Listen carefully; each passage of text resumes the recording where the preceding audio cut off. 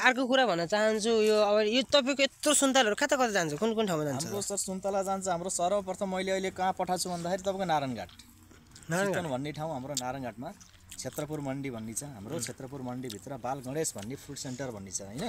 त्यहाँ जान्छ मेरो माल धेरै जसो हजुर मैले अस्ति नि गएको वर्ष मैले पठाएँ मैले भने त तपाईँलाई 1,90,00,000 माल पठाएको उहाँले मात्रै राख्नुहुन्छ यत्रो सामान उहाँले मात्रै यहाँ बेच्नुहुन्छ मान्छे उहाँसँग जुन व्यक्ति जतासुकै जान्छ यो सबै उहाँसँग उहाँ मार्फत जान्छ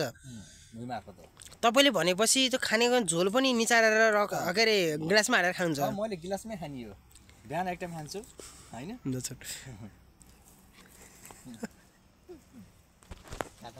तपाईँले भनेपछि गिलासमा हालेर रस खालेर खानुहुन्छ निचारेर बिहान एक टाइम खान्छु र दिउँसो एक टाइम खान्छु र बेलुका खाना खानुभन्दा पहिला एकचोटि एक टाइम खान्छु मेरो दिउँसोमा एक दिनमा 3 टाइम मेरो झोल खाने कार्यक्रम हुन्छ किनकि सर्वप्रथम यी सुन्तला खानुभयो भने तपाईँले भात खान पर्दैन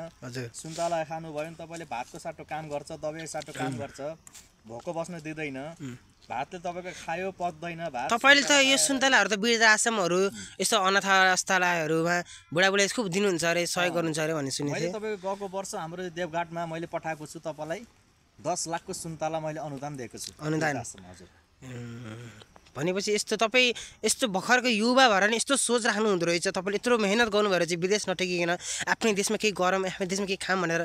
हजुरको कारणले यस्तो सबै व्यक्तिहरू यस्तो होस् भन्ने आशीर्वाद दिनु होला सर्वप्रथम हाम्रो स्वयं शिव भगवान शङ्करजी भोलेनाथलाई आशीर्वाद माग्छु म उहाँको कृपाले आजसम्म मेरो यो सृष्टि धानिएको छ आजसम्म उहाँको आशीर्वादले म यहाँसम्म टेक्न पाएको